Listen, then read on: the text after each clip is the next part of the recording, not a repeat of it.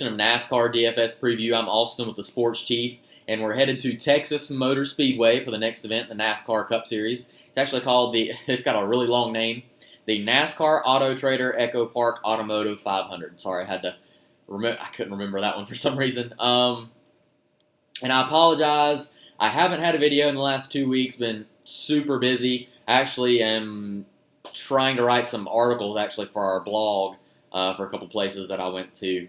But I really didn't feel like I could give a solid video and have a lot of effort put into it. Hopefully you had good results if you played, and again, I apologize for not having that, but we're going to start back here at Texas Motor Speedway. We only have a few races left, so we have Martinsville Speedway next week, and that'll be the cut for the four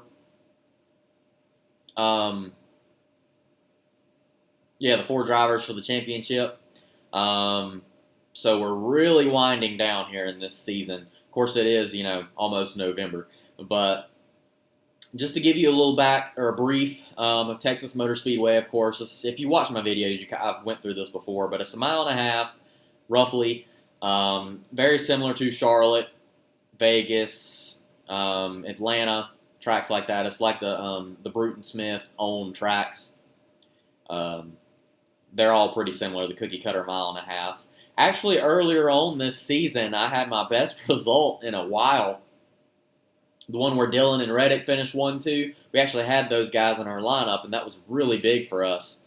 But the tire compound that NASCAR is using is nowhere near the same as that, so we can't really go off of that a little bit in terms of history. But in terms of race winners, you really want to look for the races at Vegas, the last race at Vegas where Kurt Busch won, and the Kansas race where Joey Logano won, because they're using the same right side tire compound as they did in those events. So that's something that we need to look at for sure. There's 334 laps, so it's one of the longer races of the season. It's pretty important to pick who's going to lead the most laps. Of course, that's risky in itself, but you can kind of weigh your options and go from there, basically. And Kevin Harvick's starting on the pole, too, and he's really good at 1.5 miles. They have 9 sets of tires, so I believe they have plenty of time to...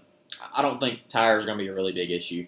They are bringing a tire that wears more and has high grip in the earlier stages of the tire wear, I guess you could say. So that's something to look at as well. So let's just go ahead and see what DraftKings has to offer for us, and let's get going here picking our lineup. So, as you see here, Kevin Harvick starting on the pole is at 11,000. Denny Hamlin is starting in 7th at 10.8. Chase Elliott starting in 4th at 10.5. Martin Truex Jr. starting in 6th at 10.2. And rounding out our 10K drivers is Ryan Blaney starting in 10th at 10,000. So as you know, there's only 8 drivers remaining in the playoffs. Which would be Kevin Harvick, Denny Hamlin, Chase Elliott, Truex, Logano, Keselowski, Bowman, and Kurt Busch. So those are your drivers there that are remaining. So while doing my research, of course I looked at the overall record at this race, at the racetrack. Wasn't my number one analytic to go off of. I really wanted to look at the results at Vegas and Kansas. So, in looking at these drivers, you always want to pick drivers who have positive, EV. So, if they're starting in a high spot, you want to pick, if you think they're going to finish well, you want to pick them, right? It's kind of like in any kind of fantasy sport that you play. You really shouldn't go off of what your projected total will be all the time. It's a good base to give yourself, or a good baseline to go off of, but you ultimately want to go with your gut somewhat. So Jimmy Johnson starting in 26, Jimmy's won here 7 times. He's got an average finish of 10.9. I think a lot of people are going to go ahead in a double up cash game. They're going to click that and go with Jimmy. While I was tempted to do that, there's another driver that I really wanted to go with that is starting pretty high, and that is Eric Jones. Eric Jones has been running really well here as of late. His average finish at Texas is 9th. And his average finish at Kansas and Vegas was 14th. So that is positive for where he's starting. I really like Eric Jones. He is crazy good here in the Xfinity Series and Truck Series in the past. And, I mean, average finish in ninth is pretty good. I mean, he's ran at least 8 races, I believe. It's more than 5 for sure. So I really like Eric Jones at 8,900. I think he is priced really well, and I think that's a really good value. That leaves us with $8,200 average remaining salary. So another driver that I'm looking at is Denny Hamlin and Chase, drivers. Denny Hamlin and Chase Elliott. So Kevin Harvick as well, I think is going to be chalky in the fact that he's starting in first. And he's got a really good record here. I mean, his average finish is 10.2, and he's got 3 wins, and he's very good at mile-and-a-halves. Denny Hamlin has won here 3 times as well. But one statistic that I really liked about Denny was he led 58 laps at Kansas. He led 121 laps at Vegas. He's probably going to be up front most of the race, and he does need a win. Kevin Harvick does too, but it would really benefit Denny if he could come out with a win to put himself above the rest of them. So I'm going with Denny Hamlin in 7th, and I'm also going with Chase Elliott in 4th, and here's why. So Chase also has an average finish of 11th here. He led 73 laps at Vegas. He led 48 at Kansas. So those are 2 drivers that were up front at those 2 tracks. They performed highly with this tire compound. And Chase needs a win too in order to lock himself in. Right now he's on the outside looking in. I believe it's Harvick, Logano, Hamlin, and Keselowski right now are the top 4. So with Logano winning last week, that locked himself in the final 4. So there's only 3 spots left. And I feel like Denny Hamlin and Chase Elliott will be the other 2, and then Harvick will get in. Because it's going to be tough to beat Brad Keselowski at Martinsville next week. Brad Keselowski has performed really well at short track, so you better hope. Chase has got to hope that he's got to win this one. And he's very good at mile-and-a-half, so I really like his odds in this one. I'm kind of going off of a gut feeling on how NASCAR playoffs will work out. But yeah, Alex Bowman is one of the better performing drivers at Vegas and Kansas. I believe he got like 3rd and 5th, so if you're going off of that, you're like, why didn't you pick Bowman? He's starting in 5th, and I feel like Chase is probably a better option in terms of dominating a race. Really like Chase Elliott. He would be my pick to win the race. So that leaves us with an average salary of $6,600. Not a whole lot to work with. And I'm going to cut it off at Suarez here. So here is where you've got to really pick your spots. So Daniel Suarez pretty much finished like 29th. Ryan Preece had a 19th and a 30th. Ty Dillon had like a 5th, 6th. They're right around that range. So you're really just nitpicking where you want your drivers. Ryan Newman has an average finish of 18.5 at Kansas and Vegas in the last 2 with the same tire compound. I really like Ryan Newman there.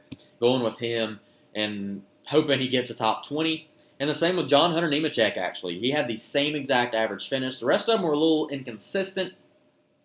Michael McDowell was close. I don't really like that 23rd spot because I feel like he could finish a little lower than that. I feel safe thinking that Newman and Nemechek will finish higher than where they're starting. And then that leaves us with Matt Kenseth there at 7,100. And that's an automatic for me. Matt has an average finish at Texas of 9.7 and 2 wins, and albeit it was in different vehicles, still like Matt Kenseth a lot. And if he gets like a top 20 for us, that's a big deal. Because I firmly believe Chase and Denny could lead.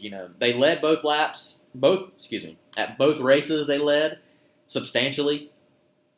And I like it. Their odds to do it again, basically. And Eric Jones, I like him to compete in the top 5, actually. So Eric Jones got the news. He's got the 43 ride, too, so that's pretty big. So there is what I'm going with this week. And, I'm thinking of like a cash game strategy. That's more of a tournament, to be realistic. To me, it's hard to pass up Bowman. He's performed really well. To me, it's hard to pass up Kurt Busch. Kurt won at Vegas. Had a mishap at Kansas, but, he's a pretty solid option. That gives you 8,100. I still think you have to go Matt Kenseth with the displacement there. Tyler Reddick probably would be your other choice. And I still would probably go with like Ryan Newman, and then that would give you Kevin Harvick. So, I mean, that's not a bad lineup either. I think you're risking it with hoping Harvick leads a ton of laps, though. So I'm trying to weigh my options here.